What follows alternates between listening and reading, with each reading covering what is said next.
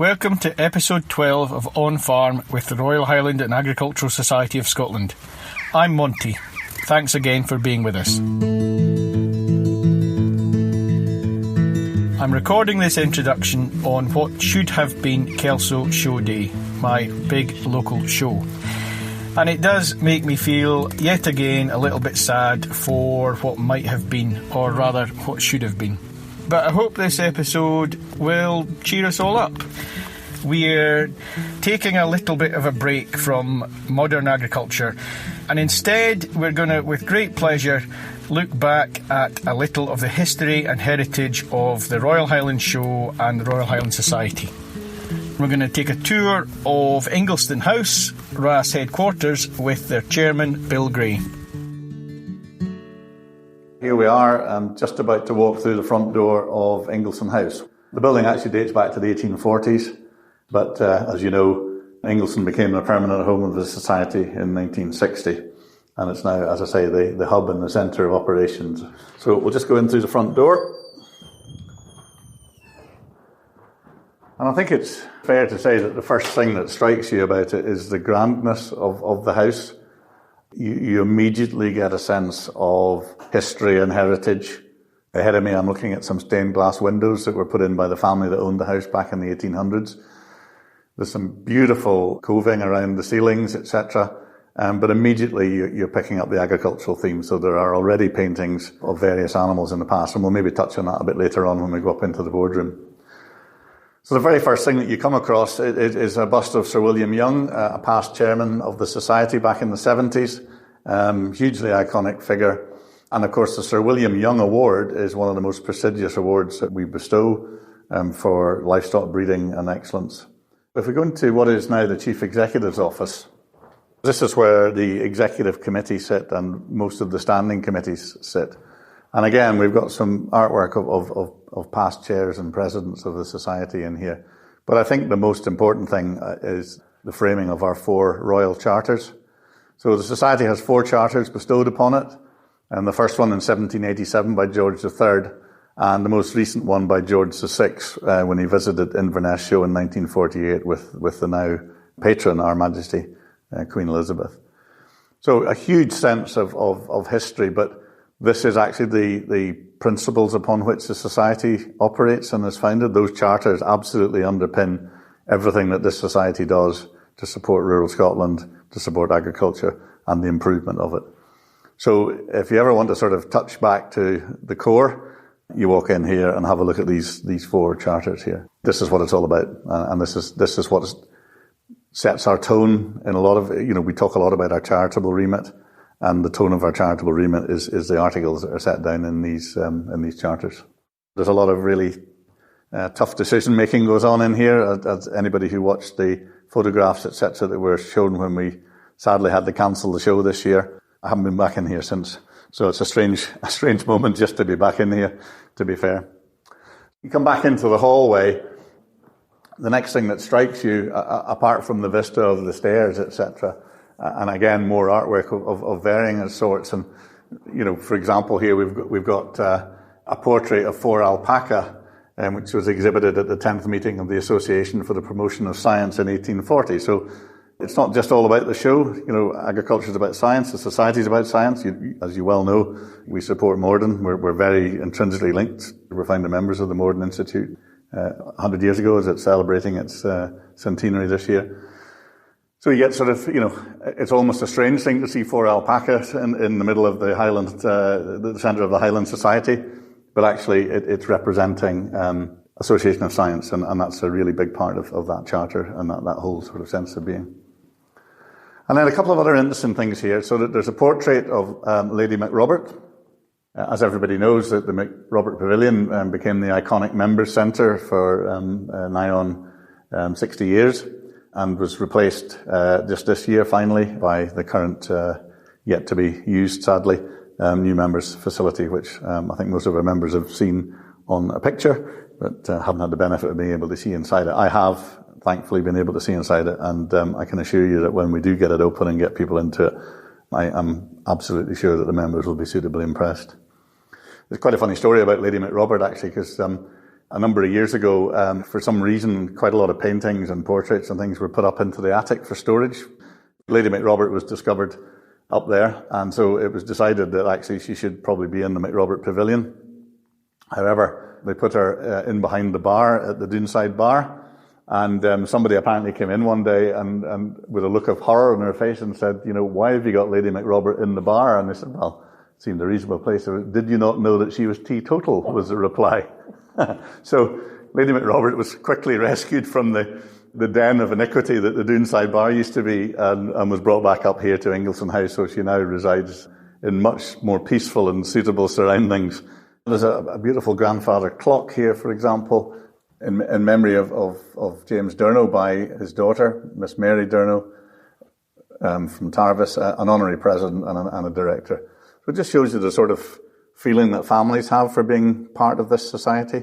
And we see this a lot of legacy, and it's not all about financial legacy at the end of the day, but you see a lot about legacy, about stories and memories and the road shows that we did recently, for example, back in November. It was fantastic to meet people who have such a sense of belonging to the society as a whole. Do you see that as being important and something that families should be proud of, encouraging the younger generation to become members of the society? I think as far as the future is concerned, that real sense of belonging, I think, is the thing that will keep this society in good heart for years and years to come.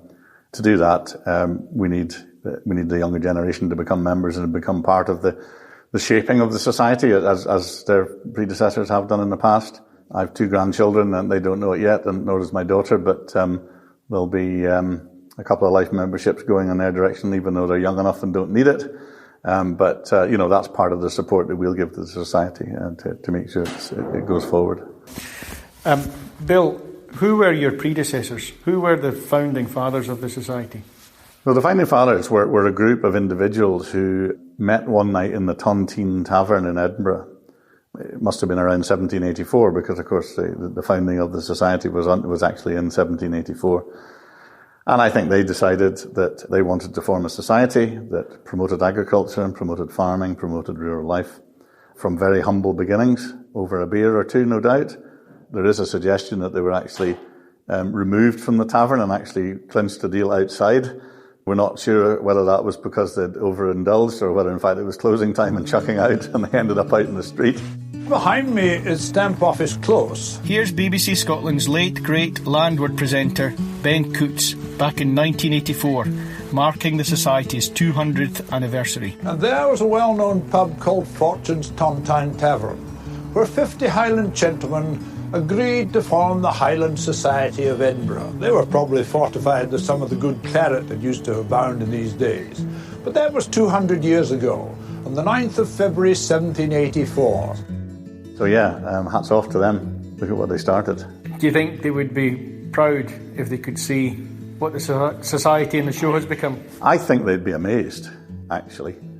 How interesting would it be to time travel and go back and say to these guys, did you realise that this is your legacy and this is what you started? We'll rejoin Bill in a few moments. But meantime, they say journalism is the first writing of history. So, we're now going to hear the thoughts and memories from 2 of Scotland's most wheel-kent farming writers.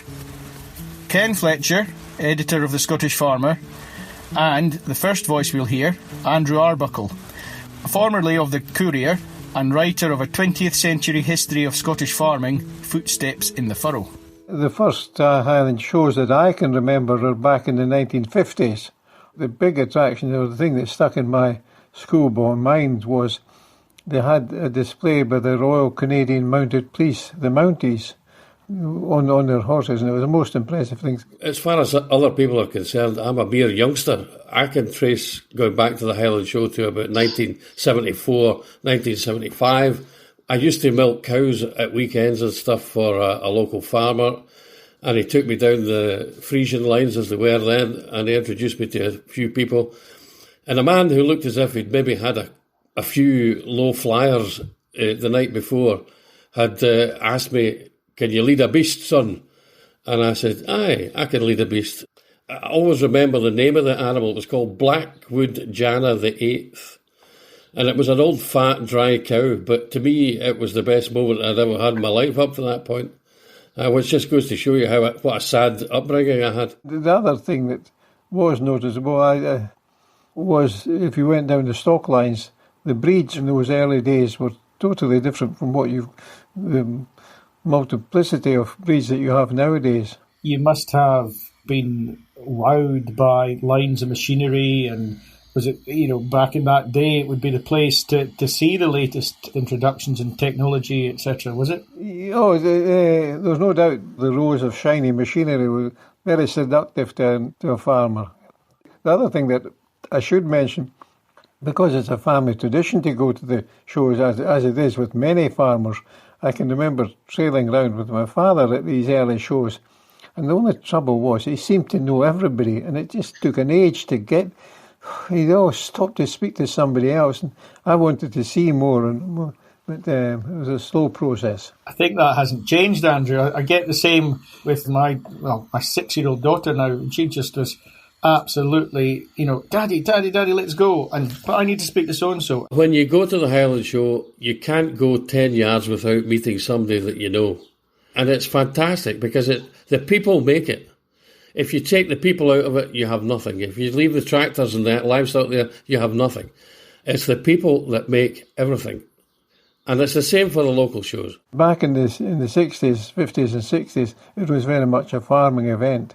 It was a different type of show. It was very, very much an agricultural show in those days, particularly on Saturdays and Sundays. In the modern show, it's very much a town event.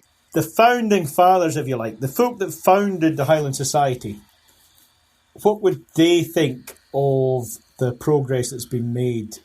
I think they'd be astounded, not just to the agriculture itself, but to the running of the show. Around that time, there was a great deal of agricultural improvement going on up and down the country, and they realised that if people weren't able to speak to each other and like minds were able to come together, the education side of farming was just going to go down a dead end. And way back then, they didn't give you very many prizes for good livestock and all that. It was for innovation. The Scottish Farmer goes back to 1893, so we've been at every Highland Show since then. The Highland Show would be our bread and butter.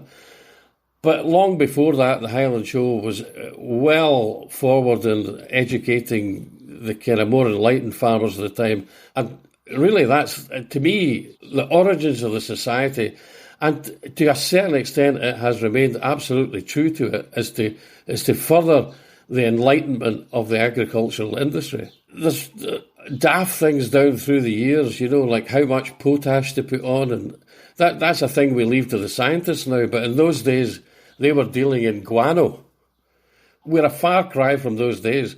Really, it was an honourable thing for them to try and educate the agricultural community in general, as opposed to keeping all the good ideas to themselves. So it really was a kind of cooperative thing.